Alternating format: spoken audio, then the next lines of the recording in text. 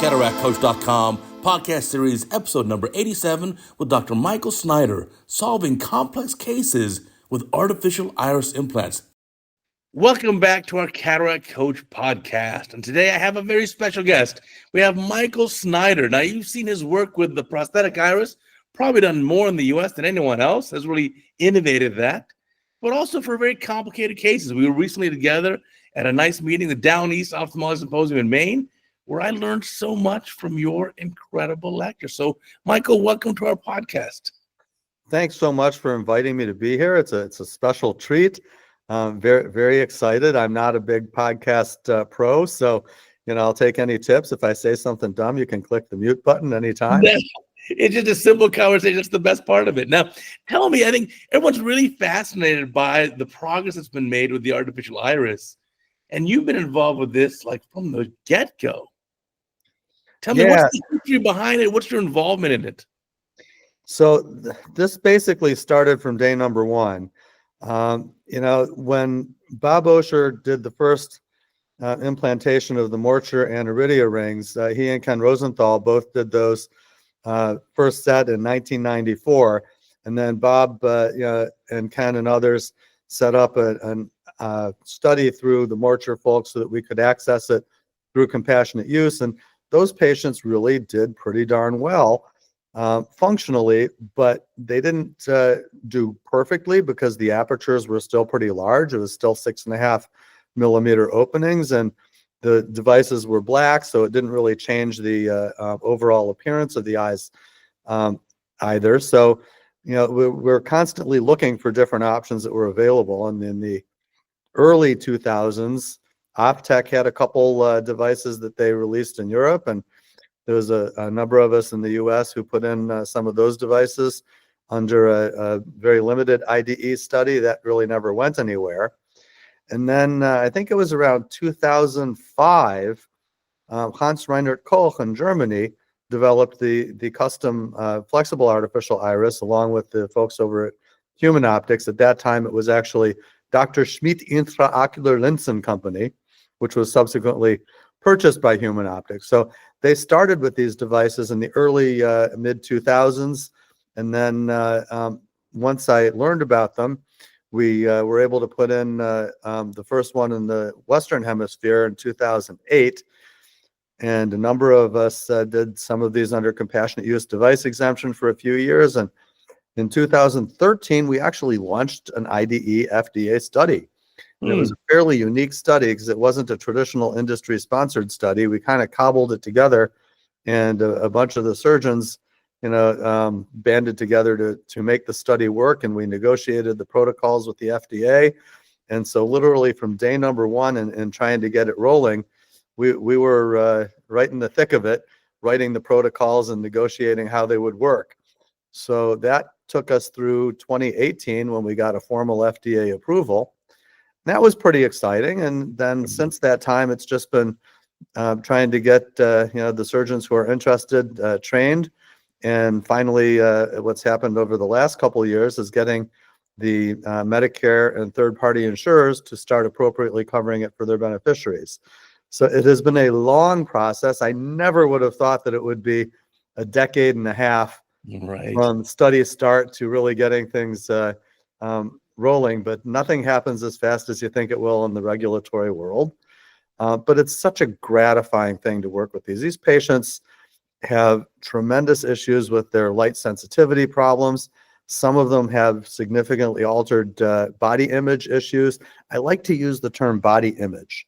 And why don't I like the word cosmesis? Because people evoke with the word cosmesis this person just wants to look better than they ordinarily would naturally, because we equate that with cosmetic surgery. It's really not the case. These people just want to look normal, and sometimes they have attributed their changes in appearance as inhibiting either their confidence or their career growth. You name it, I've heard it all. So the rehabilitation of this group of people is just so incredibly satisfying that it makes all of the regulatory hassles well worth it. Yeah, the few that I've seen, the few patients, it's not about an improved cosmetic appearance. It's about feeling whole again. That's exactly it. And some folks will say, oh, I don't care if the device is purple. I just want to reduce my light sensitivity. I've literally heard that. And interestingly, every time somebody picks, I don't care what color it is, it could be, they always pick purple. I'm not sure why, but it makes me laugh. But some people, they say, oh, I don't care what it looks like. And then of course, once it's in place, they're still like, wow, it looks like me again when I look in the mirror. And it just really, that's just the extra bonus on top of the functional issues. About how many of these do you think you've done? It's a pretty big number. It's somewhere a little over 600. Wow, that's a tremendous experience. So the cohort is relatively large, and that spans over a decade and a half, though. So it's all kind of spread across. These days, I probably have 1 or 2 on an average week in the operating room. Yesterday, I had 3, and each one of these cases is different. So it makes them unique and challenging and special. It's a lot of fun. Well, what's always surprised me when I see videos of these being done is just how large they are. This is much bigger than an IOL. And even the way you have a special technique of kind of shoehorning it into the bag.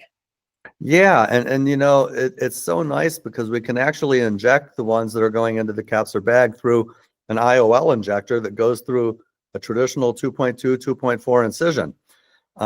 But getting that 10 millimeter-ish diameter, we size them for the capsular bag. It's usually around 10, sometimes a little more, sometimes a little less. And getting a 10 millimeter device through a 5 millimeter capsulorhexis requires a little challenge. And when we first started doing these, we tried all kinds of different things. We made radial incisions in the periphery of the device and tried to sneak it in one way and then sneak it in another. And then we discovered that as the bags contracted a bit, they would always buckle right where that incision was. So we stopped doing that. And then what we've settled on is a technique now where we actually will grab the device after it's partly in the bag, but fully inside the eye. We grab it by its internal pseudopupil with a microforceps. And just like your twist and out procedure, we roll it over upon itself. And that reduces the outer perimeter enough that we can just gently tuck it underneath the calcarexis margin. So I feel like it's kind of the twist and in, if you will, compared to your twist and out. Yeah, and we're happy to feature a video of it. If you send me whatever video clips you like, and we'll feature the day after your podcast a video of your procedure. But no, I've really been impressed by the way it looks. But yeah, it certainly requires some experience to get in there. Now, are you ever worried about late bag dislocation, especially with this big device in the bag, plus you've got a CTR in the bag, plus you've got an IOL in the bag? It's a lot of stuff in the bag. Well, Uday, I'm a worrier. So if you ever ask me, do you ever worry about, the answer is always, of course I do, because that's my nature. I worry about stuff. And we've seen a number of these people come through because some of these patients have been traumatic injury patients. Some of them have been congenital anoretics. All of these patients have some degree of zonulopathy. And so even when the bag looks like it's doing great at the time of insertion, years down the road, sometimes the bags will get looser. And as it turns out, it's much easier to manage than you would think, because when we're doing a primary cataract surgery, it's fairly straightforward to put in a Cioni ring or a capsular tension segment. If the same patient comes in a routine cataract case 10 years down the road, reopening that capsular bag with the Sommering ring and with the fibrosis that's occurred over that time to try and place either a ring or segment can be a real hassle. Right. And in a patient that has already had a YAG capsulotomy, which after those years many do, it becomes nearly impossible. However, an interesting thing about the eyes that have a custom iris in place in the bag is that the iris device is made of silicone. And so the capsule doesn't stick to it at all. Oh. And so it's actually rather straightforward to repair these. We basically just place 2 Ahmed segments into the bag and suture them to the scleral wall. And it's really, it almost feels like cheating. It comes out so straightforwardly. Wow. So you're suturing with Gore-Tex perhaps? Yeah, I'm a big fan of using the EPTFE Gore-Tex suture for a couple of reasons. It is an off-label use of the suture for any ophthalmic use, but The nice thing about it is, well, to be blunt, it's a forever chemical. It's not going anywhere. That suture will last longer than any patient I put it in. It will last longer than me. Right. And my philosophy is I always want to be the last time I'm inside the eye for that kind of problem. So I know that if I'm going to use a Gore-Tex suture, it's going to last forever. Prolene sutures, as we know, the 10-0 and 9-0 prolene sutures have a longevity to them, probably somewhere in the neighborhood of 7 to 11 years is what we found with many of these older Sione sutured rings and such. The 6-0 prolenes probably with the rivets have a longer tenure, but we don't know how long that tenure is. We haven't been around for 7 to 11 years with that technique. So maybe it'll be a lot longer, maybe it won't. But I know that the Gore-Tex sutures are going to be there forever. Right. The caveat, though, with Gore-Tex, if you haven't worked with it, for our listeners, it's slippery. You make sure your knots are square and tight. You are so right. And interestingly, if you look at the labeling, and I personally almost never read the entire labeling that things come out, but my friend Greg Ogawa does. He's the guy who reads that stuff. Okay. And I remember early on, he told me, he says, Mike, the manufacturer recommends that you put 7 separate throws in to lock this knot. And while that's actually designed for cardiovascular use, I usually will put in 5 throws. I usually do a double wrap and then 4 single throws to follow. But if we just do 2 or 3 throws on these, you can actually pull the suture apart with a little bit of tension. And so that would be really undesirable if you do a beautiful case and you go to tuck the knot inside and then it unwraps after you tuck it inside. Oh, that's snatching defeat from the jaws of victory. No, for sure. Now, you've also used this case in more complicated situations where you're even like fixating the IOL to the back of it. I've seen this as well. Yeah, so in patients who have a completely aniridic and aphakic eye with no capsular support structures, there's a bunch of different ways I've done these. Initially, I would suture the implant lens to the iris device and then suture the implant lens to the eye wall. And then I started suturing the implant lens to the iris device and suturing the iris device to the eye wall. Sure. And then I started doing them separately. I would suture the implant lens and then using the same sclerotomies, suture the iris device. The interesting thing is, it turns out it's easier and faster to suture them separately by about 20 minutes. You wouldn't think so. It's counterintuitive, but I've done a bunch in every way. And it turns out it's actually just easier and faster to put them in separately, sequentially, using the same sclerotomies and using the same incisions. There are still some instances, though, where I will suture the device to the back of the iris. For example, there's a case that I did just this week. The patient had extraordinarily high regular astigmatism and already had corneal relaxing incisions in place. And so there was no real good way to get after that 6 diopters of astigmatism. So I actually sutured a 6 diopter toric IOL to the back of the device and then oriented the whole complex so that the toric axis was on the steep axis. And at least so far at day 1, we're doing pretty good. Patient was 20/80 at day 1, which actually for one of these kinds of cases, I'm going to call that a big win. Right. Now, are most of your cases for these aniridic implants, are these trauma cases? Are these congenital aniridia? What types of cases are these mostly? So my practice is probably a little distorted from what the numbers are across the country because I work in the same group as Ed Holland. And Ed Holland has the largest cohort of congenital aniridic patients that he follows in the world. So, he's just at the other office down the street. And so he and I share these patients back and forth. He takes care of their stem cells. Fred Chu takes care of their glaucoma tubes. And then I usually will do their cataracts and artificial iris and frequently sutured capsular tension rings. So I see a lot more congenital aniridics than the average individual. So for me, it's probably about even for congenital aniridia and trauma. And then there's a whole host of other things that fill in the little tuck-in gaps. We have ICE syndrome patients. I just saw today lady with Bates syndrome, the so-called bilateral iris atrophy syndrome, had an episode of iritis. Who knows what the trigger was, whether it was a fluoroquinolone or not, we don't know. It's been implicated as oral fluoroquinolones causing this idiosyncratically in some folks. And she has just no iris pigment. It's all gone. She almost looks like an albino patient. And these people also, interestingly, get midriatic issues because their sphincter muscles also just kind of collapse. And so they do really well with iris prostheses. And then, there's the patients with Rieger's anomalies and so on and so forth. Interestingly, what we see not a trivial number of, but significant in the number of patients, but not a large percentage, is people who have had IFAS. So we've all had cases of IFAS where the temporal iris just gets damaged at the time of a cataract surgery, and they lose a ton of pigment. And if it's only a couple clock hours, you can often oversew it. But in people who have really friable iris tissue, oftentimes it can extend 3 clock hours, or if an iridodialysis occurs and the iris gets more damaged. So I've probably done at least a few dozen that are just post-IFAS cases.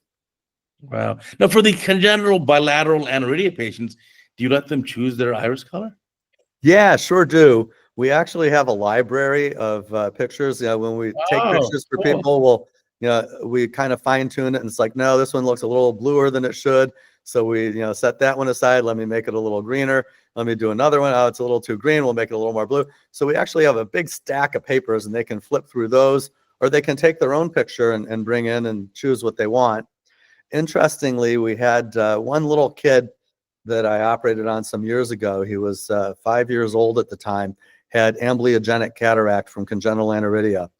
And his mom had kind of green hazel irises, and his dad had a green iris that was half brown and half green. And he says, do you suppose that I could do one of my mom's eyes and one of my dad's eyes? Oh, interesting. It's like, yeah, you know what? They're close enough. They match reasonably well. Why the heck not? So enjoy. Oh, that's neat. Now, you were saying you have quite the network of colleagues there. At Holland, you said you got your glaucoma specialist. Now, how did you end up at this obviously very famous Cincinnati Eye Institute? You're not from Cincinnati, right? No. While I am a Midwesterner, I came to Cincinnati not from Michigan, but from having spent about a decade on the East Coast. I had been working in upstate New York at the time in a setting which was fine, but just fine. As many of us, our first jobs are just fine. And Bob Osher was at a conference with Roger Steiner. Roger was my mentor, for those who know Roger. Incredible, phenomenal individual. I miss him dearly. So in any event, Roger and Bob were at some conference somewhere, and Bob said, boy, we're just swamped at CEI, and Bob Cioni and I are just getting absolutely buried. Do you know anybody who might be willing to come and interview with us? So Roger said, well, I think Mike might be looking. And Bob called me up that night, and he said, would you like to come out to Cincinnati and take a look at what we got going on? So I'm like, sure. 3 weeks later, I was on an airplane, and we landed in Cincinnati. Bob is an amazing force of nature. Sure. I think we came in like 8, 9 o'clock at night, and he picked my wife and I up at the airport, took us out to dinner. We finished dinner at about 11 o'clock, took us over to the Eye Institute. We did an 11 o'clock to midnight tour of the Eye Institute. And then we played tennis from midnight to 1 o'clock in the morning. And at 1 o'clock, I crashed and Bob went for a run. So the next day, I had interviews with about 20 of the partners. And then the rest is history. Wow, amazing. Yeah, Roger Steiner was such an incredible man. It's obviously passed away too young. Much too young. Incredible surgeon, incredible physician, and just an overall fabulous human being in every way. Yeah, we got to have him here in Southern California for a little bit. He as chairman of UC Irvine and chair of the Gavin Herbert Eye Institute here. Yeah, I understand that he was actively involved in the development of the institute there, and certainly his leadership was a huge benefit. So, the East Coast is lost was your gain. Right. What were some of the most important pearls you picked up from him? Kind of for practice as a whole, practice in general. Well, Roger had a way of being able to focus on what he was doing, and everything else in the world didn't matter during a case. He was focused on what he was doing. He was always very calm and serene. Sometimes patients don't always hold steady, right? We all know that. And I've been in operating rooms where Mrs. Jones, you move, you're going to go blind, right? And that's not Roger. Roger was always like, Mrs. Jones, it would sure be a lot easier if you might be able to hold super still. And he would do it with a disarming laugh. Ha, ha, ha, I know you're probably nervous. No need. He had this calming demeanor about him. Right. It was absolutely incredible. The other thing that Roger always did is he always thought about everything he was going to do in advance. And he planned his cases from the moment that he saw the patient in the clinic. And, you didn't see Roger coming in the morning saying, oh my God, I've got some really tough cases today. What do you think I ought to do with this? He would always have his plan in place, typically with the patient. And then after we'd see the patient, you'd say, okay, well, we talk it through together. And that plan was in place, set in his head, written on his notes. And he would look at the chart the next time in the operating room when we start the case. Wow. And that actually kind of resonated with me. I'm not a particularly good review the chart the night before kind of guy when I'm probably, exhausted from the previous day and not at my best mental thinking. So I kind of picked up that technique of making all of my plans while I'm there with the patient, creating my surgical plan, picking my IOLs, making notes about what I might want to do in the operating room based on the exam while it's all very, very fresh in my head. And then I don't look at the chart again until it's hanging from the microscope. Oh, interesting. So I'll tell you a funny story. My partner, Jamie Osher, is a retina doc with us, who's amazing. So a number of years ago, Jamie and I had a combined case together scheduled for a Monday morning. And I walked into the locker room and I'm getting my stuff set. And Jamie had been worrying about this case and trying to figure out what he was going to do. And he barely slept the night before because he was kind of trying to cogitate about this case in advance. And so he says, Mike, how do you think we ought to approach this combo case that we're doing first thing this morning? And I looked at him and I said, oh, we've got a combo case this morning? Great. He was like, I lost all this sleep and you didn't even realize we were doing the case until you walked in. So that's just kind of my mantra, because as my retina partner, Chris Riemann, says, I'm not in the habit of scheduling cases that I don't know how to do. So I plan them in advance. And then once that plan is in place, I don't worry so much. I like that method. That makes a whole lot of sense, especially in a situation like yours where you have a tremendous number of unusual cases, trauma cases, referral cases. You don't do a whole lot of 8mm pupil and 2+ NS. No, it's actually sometimes a surprise when I walk into a room. It's like, are you sure this is my patient?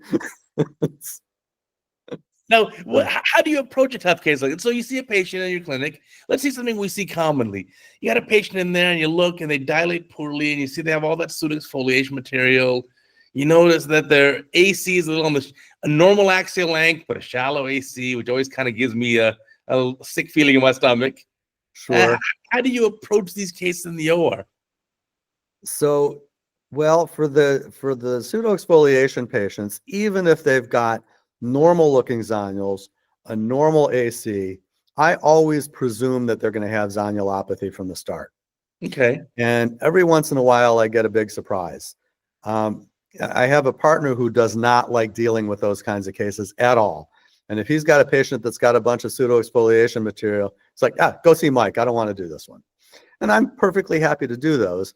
And every once in a while, I make a little mental note in my head. It's like, I don't know why my partner didn't do this one. This is just going to be a regular, straightforward case. And then it's not. But if it's not, we've got great tools available. We can use the Sione sutured rings. We can use an Ahmed segment if we need double fixation, or for those folks who just like to put in Ahmed segments with a separate capsular tension ring, that works too. We've got David Chang's capsule hooks and capsule retractors that work really well. So my approach is to plan for what I think I'm going to need, but I have all the tools in the operating room available. And if I need to add capsule hooks because it looks loose as I start my capsulorhexis, so be it. We add some capsule hooks. Right. I do tend to hunker down for these cases. I don't plan on them being a 10-minute case. I plan on being in there for a little bit. And even if the zonules are totally normal, I'll put a ring in anyhow. There's some conflict as to whether putting a ring in reduces the incidence or rate of subluxation. Sure. And I don't know whether it does, and I don't know whether it doesn't.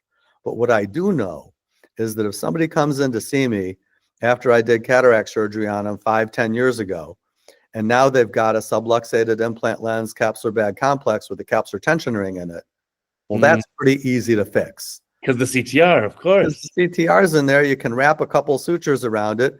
I usually will just put in 3 loop sutures around the ring in a tripod, and that case is going to be fine forever.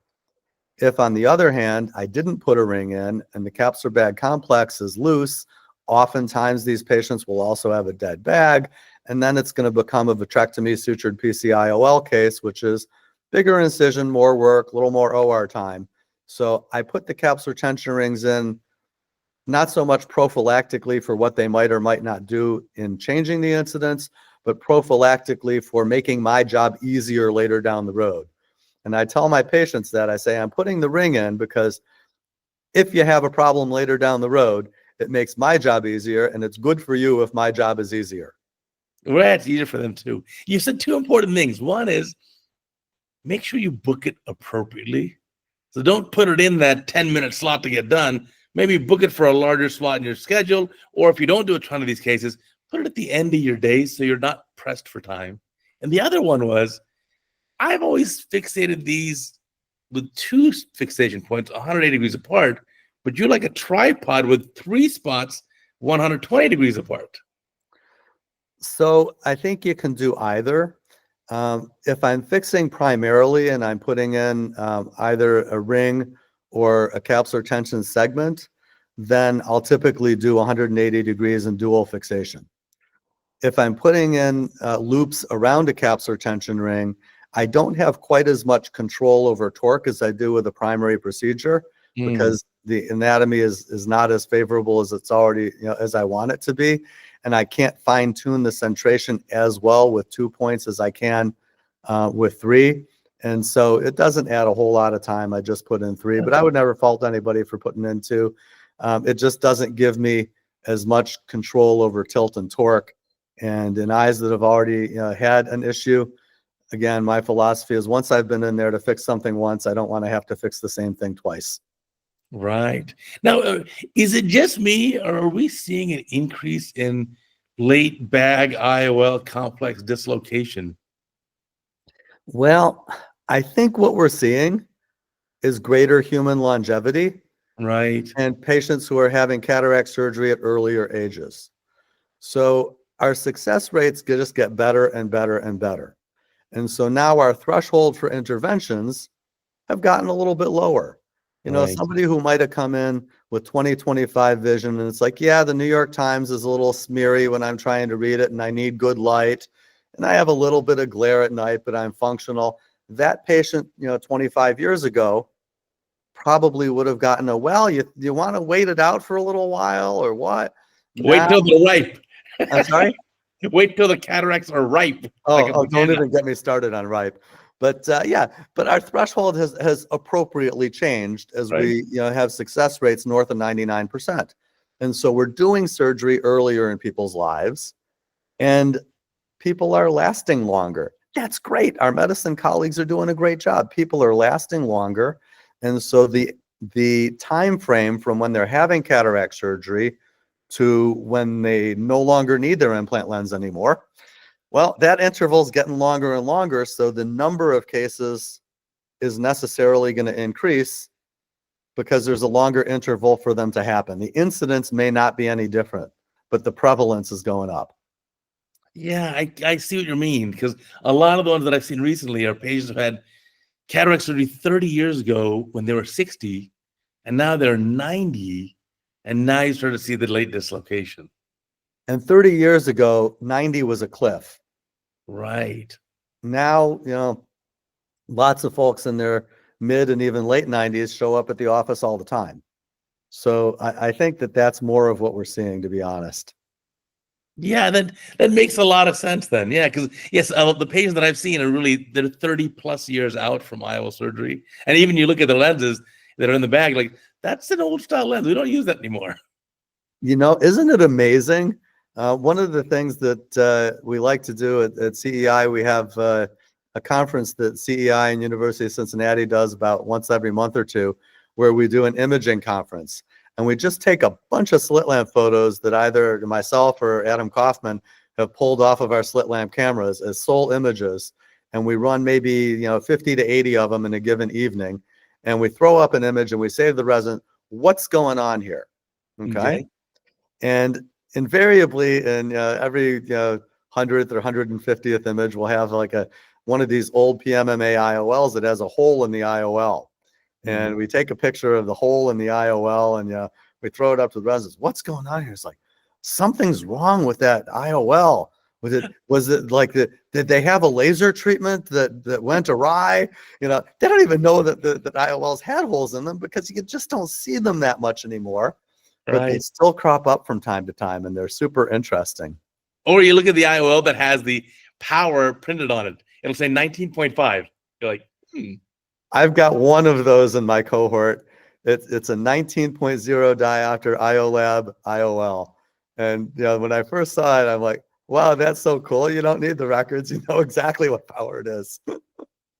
Yeah, interesting to see how much it's changed just over the years. Now, tell me more also about CEI. That's a huge institute. I've never been. I probably should visit one day and learn from you guys. Hey, open invitation. We'd love to have you as an honored guest. Yeah, tell me about the place. I've never even been. So Bob Osher's dad actually started the practice, and it was just a couple of guys.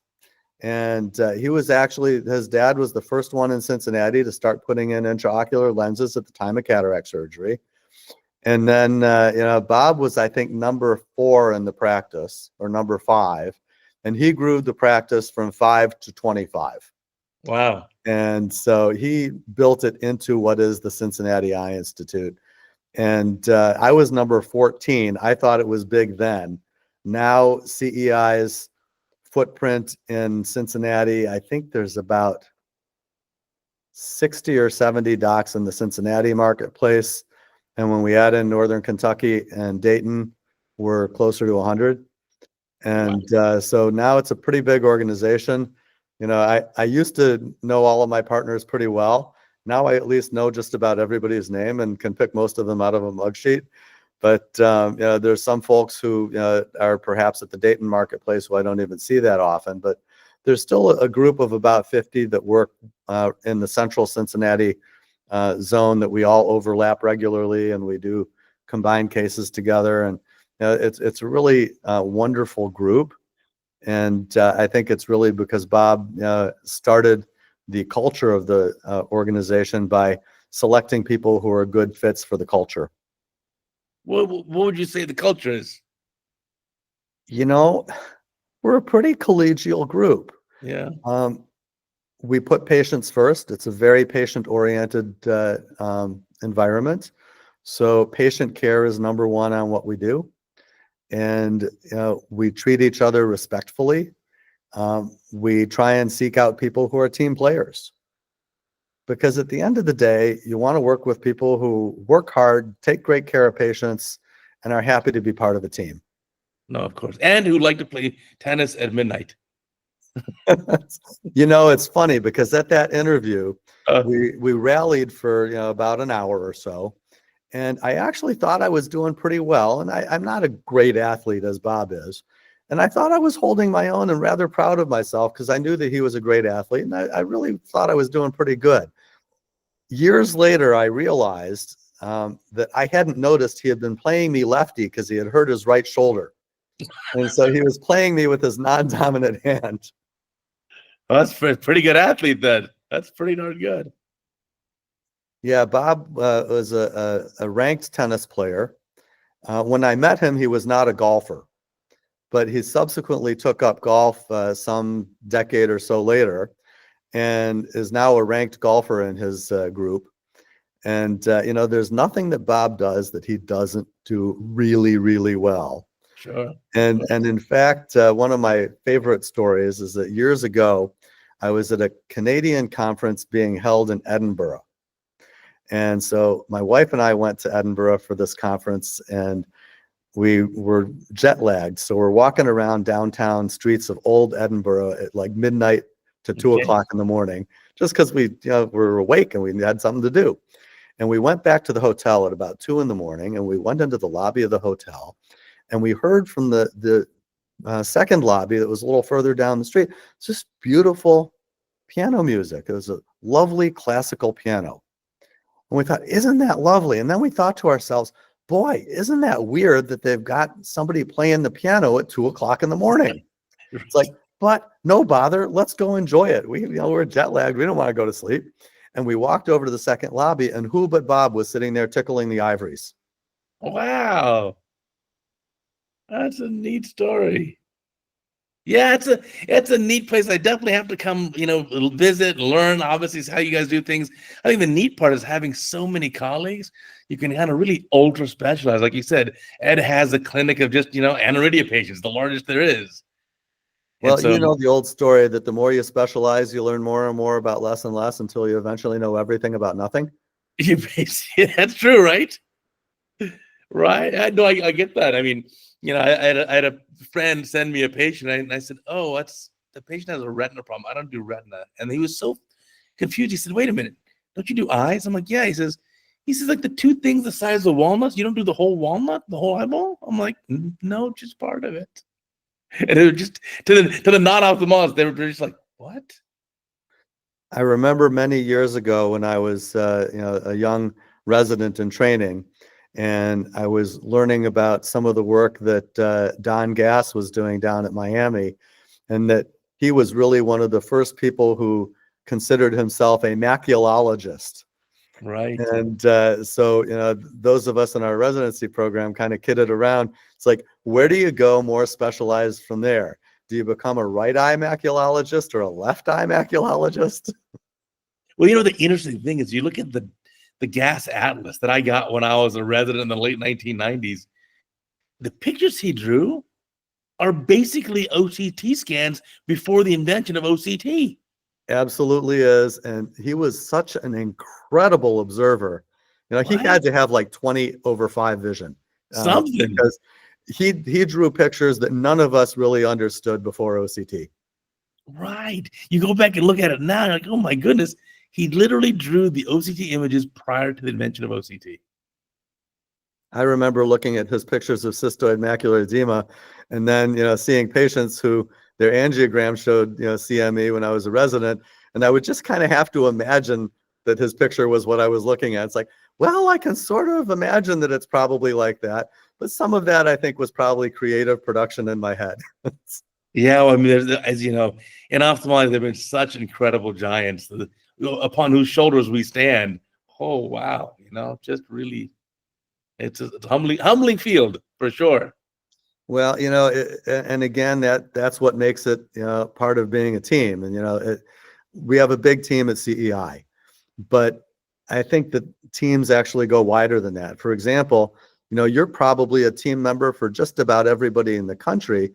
I think every resident that's training right now, if they're not familiar with CataractCoach, they're probably a resident in some other field, because I can't tell you how many folks sign on to your website regularly to learn new techniques, to learn how to enhance their current techniques. Sure. So you have become a mentor on the team of, well, just about everybody out there. So congratulations and thank you. Oh, my pleasure. It's like, as you know, I learn more than I teach. I mean, I learn from all these other videos that are sent to me every week. Incredible stuff. It certainly made me a better surgeon by making the videos, for sure. Well, it's incredibly impressive. And I just learned when we were up in Maine together a couple of weeks ago about the fact that you make sure to edit at least one video every day, which yes. I think is absolutely incredible. You were the inventor of the streak before streaks existed. Yeah, no, we're at almost 2,400 videos. One new one every day. Haven't missed a day yet. So it's like I said, fine line between craziness and passion. I don't know where exactly on that spectrum I land, but somewhere in there. Well, you know how people say that something might be able to drive them crazy? Yeah. My usual feeling about that is I don't need anything to drive me crazy because I live so close I can walk from here. Oh, too funny. Now, let me ask you about other stuff in cataract surgery. What else are you looking forward to getting your hands on? Because you're usually at the cutting edge of new stuff. What's coming down the road? What should we get you prepared to have in the near future? Oh gosh, the near future, some of the things I really look forward to having my hands on, I know I'm never going to get my hands on. For example, the Ossi anchor. Ehud Assia has developed his anchor for these zonular dialysis cases. And I love the Sione ring, and I like, although don't love, the Ahmed segment because sometimes there are torque issues with it. The Ossi anchor I've played with in the lab, and it is so easy that it feels like cheating. We have a video of it on CataractCoach that he sent. Yeah, and the new Ossi anchor can go in through a large paracentesis incision, and it's easy to fixate, it's easy to place. Unfortunately, I think it's not overly likely that we'll ever get it here because of the cost barriers to bringing in new devices. I just don't think there's enough zonulopathy cases to justify the investment that it would take to go through the regulatory process. I'm still trying to figure out a way to do it, but I'm a little bit disheartened that that's one thing I won't get my hands on. I'm not sure when we're going to get them, but I know that we will at some point have flexible, injectable, true accommodating IOLs. Not sure when that's going to happen, but I look forward to when it does. Some of the things that are exciting for me that we've recently added is the light adjustable lens is something that we've just incorporated over the last year or so in our practice. And that's been a lot of fun. I didn't expect it to be as much interest as I would have thought. But it's turned out that especially for some of these really unusual eyes, some of these old RK eyes, they work really well. And, one of the other things that I'd love to get access to is some of the sulcus-based pseudophakic technologies, right? So there's actually some sulcus-based presbyopia correction options that are non-multifocal. Having access to some of the sulcus-based multifocality, where we can add multifocality to patients who have remorse about not having chosen it to start with, or add toricity or low power adjustments to pseudofakes who we don't have other great options for. Those are tools which our colleagues in Europe have right now that I'm hoping that we'll get at some point in the not too distant future. It's just super exciting, the technology that people are developing, and I just hope that much of it will eventually land its way here in the US. Yeah, some of it's tough. Like I had a colleague who was discussing about for an aphakic patient with no capsular support, but a normal iris. He said, well, listen, just do the artisan iris clip lens and for aphakia and clip it to the back of the iris and you're done. I'm like, yeah, but we don't have that available in the US. It's funny because years ago, I would have patients who would say, boy, your technology is amazing. Imagine what you'll be doing in 10 years. And my usual response to that in the past was, I don't have to imagine what I'll be doing in 10 years. I just call my friends in Europe and I say, what are you doing today? And whatever that is, that's what I'm going to be doing in 10 years. But now their regulatory process for CE mark has become increasingly challenging and is now rivaling the FDA and may even become more persnickety than our own regulatory process. So I guess we need to look to South America and Asia. Yeah, something. I mean, it's interesting. I don't know if there's actually going to be a solution to this. I think it's, at least in my career, I haven't seen things become easier to get through the FDA. It's been the same onerous kind of battle for any device. Not only for devices, but for pharmaceuticals. One of the huge losses for us cornea folks is the complete absence of interferon. Topical interferon was like the greatest invention in the entire world for ocular surface squamous neoplasms. It would make huge tumors just melt away. They disappear. And it had exactly 0 side effects with topical use. And so that was all fine and good as long as they were selling that for kidney tumors and liver tumors and such. But once they came up with other much more expensive medications and probably more effective for those conditions, they stopped making interferon, and we can't get it.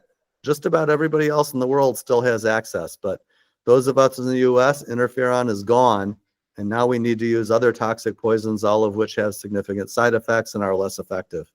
Well, I'm wondering if maybe compounding pharmacies can do it for us, get it for us. I haven't found one that can yet, but if anybody knows one, let me know. I think the problem is that there's no problem with having the agents diluted or compounded in a different strength, which compounding pharmacies excel at. But getting the raw material does require an IND if it's not manufactured elsewhere in the US. Yeah, that ends up being the challenge. Interesting too, though, how the landscape has changed in my own practice. 10 years ago, I'd write every cataract patient these prescriptions to go to the pharmacy. Now I just give them a compounded drop, and there's no pharmacy involved other than the compounding pharmacy. Yeah, well, that does create a significant advantage, especially because the cost of these drops over the last 25 years or so that I've been in practice, probably similar for you, has skyrocketed. When I started in practice, we actually used to give patients branded Predfort. Right. We would buy them in a brick of 100 bottles for $100. It was $1 a bottle, and they were making money selling it to us at $1 a bottle. Mm-hmm. Well, obviously those days are long gone. Yeah, interesting how the cost of everything, any devices, any drugs, any supplies we're using have gone up. Our surgeon fees have only gone down, though. Yes, isn't that nice? It's fascinating because in real terms, the government spends on Medicare cataract surgeries the same amount now as it has for the last several decades. And so as volume has gone up, reimbursements have gone down, and it's been a flat playing field for the feds. And of course, we have absorbed all of that. And, we've gotten more and more efficient over time, but there's going to be a limit, right? You can only approach it asymptotically. You can't do an infinite number of cases per day. That's just not possible. So at a certain point in time, shaving another 30 seconds here or another 8 seconds there is not going to help in efficiency. So, perhaps the current changing of the demographics of the population relative to the demographics of the number of ophthalmologists might have a market force that might change that, although I haven't seen it happen yet. Yeah, time will tell. We'll just kind of see how it plays out. Now that I'm solidly mid-career, if not second half of my career. Yeah, that reminds me of an email that had been circulating around CEI many years ago. There was some sort of contentious issue that everybody had an opinion about. I don't even remember what the issue was, but I remembered that we all had an opinion about it, and a bunch of folks were getting all fired up about it, and there was all kinds of information and misinformation. And so one of the guys decided that he was going to write a very detailed, organized email explaining how he thought it was going to affect each constituency within the organization. And so he very thoughtfully went through this whole process, and he said it's going to affect the younger guys like this, and it's going to affect the established guys like that, and it's going to affect the senior folks like this. And I'm reading it, and I'm reading it. No, I don't think that's right. That's not right. And then I suddenly had this realization that at that moment in time, I was no longer considered to be one of the younger guys. I was in the established group, and it's like, oh, shoot. That's not what I was expecting. But yeah, I guess he's right. Yeah, that's the wild part. It doesn't seem like I've been at it this long. I can't believe that I, finished my training that long. I finished in 2000. I just like, it's been 24 years. Seriously? Like, whoa. I think we're very lucky to be able to really enjoy what we do. We Yeah. have one of the best jobs on the planet, and it's hard to beat that. And so, every day is a joy. Well, most every day. Yeah, I know for sure. Now, I want to get back just as we're wrapping up here, talking about the iris implants again. So if we have a young surgeon out there or older surgeon who wants to get started with this, what's the best way? It's not a simple thing to get started with. Yeah, so for younger folks who are interested in starting this, they're great cases. They're really fun cases when they're done. Sometimes halfway through, you might wonder, is this really fun or not? But they're really fun cases when they're done. And so for people who like a challenge, it's a great area to get into, and it's a lot of fun. There is a credentialing process that the distributor has. They do recommend, I think appropriately, that the right time to jump in is probably not your first year out of fellowship. It's probably, after you've got, 1,000 cases or so under your belt and you feel super comfortable with things like sutured PCIOLs or other scleral fixation methods for PCIOLs, when you feel comfortable managing vitreous in the anterior segment on an expected or unexpected basis, because these kinds of eyes that require iris prostheses tend to be sick eyes, and they can always throw a little surprise in partway through that you might not have thought about. And so you have to have an action plan for any of those. So usually it's folks who are maybe a minimum of 2 or 3 years into their building of their practice, who are building practices in complex cases, that would choose to seek this out. And then once somebody's interested, they can contact any of the folks who are doing it regularly, and we can hook them up with a distributor to go through the online training course, and which is really rather robust. And once somebody's done the online training course, the distributor will send them the wet lab supplies, or really dry lab supplies, using Stuart Stoll's simulis that were developed strictly for the artificial iris, to practice in their own operating room with their own instrumentation. And once they're comfortable with the techniques, well, then it's time for working on real humans. Right. But it's a really nice way to do things, because you can take those stages as fast or slow as you feel comfortable with. And just like you've been so generous in guiding people and mentoring people through complex cataract, those folks who are interested in artificial iris cases, there's lots of us, including you, who have experience in these, who are happy to walk through cases with people in advance by phone and kind of walk through, oh, well, tell me about your case. It's like, oh, I had one like that. Let me tell you what pitfalls to watch out for. Right. And how do you learn about the pitfalls? Well, I must have read about it in a book somewhere. Right now, it's we experience things and we learn from our experiences. And whenever there's an opportunity to share those experiences, so our colleagues don't have to learn the hard way, that's what it's all about. So, and maybe putting up more videos onto CataractCoach. Well, certainly, if you send me any video, I'm happy to put it up, especially these artificial iris ones. And then, like you said, there are some really important pearls that you may not think about. Like, for example, for the audience, if you've never done these, you have to stay in the capsule trypan blue. Otherwise, it's impossible to see it. Yeah, that was case number 2 when I learned that one. Right? So it's amazing. It was a rude awakening. So now you have a fantastic lecture, by the way, about I'm all about, like, a 45-minute lecture all about these artificial irises, which I've seen and I've really enjoyed learning from. Like, wow, those are some great pearls. Well, they're fun cases, but when you've got a beautiful view of the capsular rhexis margin, you don't think about the fact that when the red reflex disappears, so does that. No, for sure, because that big implant, as it goes in the bag, it blocks all your red reflex. And if you didn't stay in the capsule, good luck figuring out where it is. Yeah, so, I still follow that patient. It was 15 years ago exactly. It's interesting also to learn from experience, like you said, making relaxing cuts in the periphery of it. Well, no, that's when the capsular bag is going to contract. You're gonna wrinkle the implant, the iris.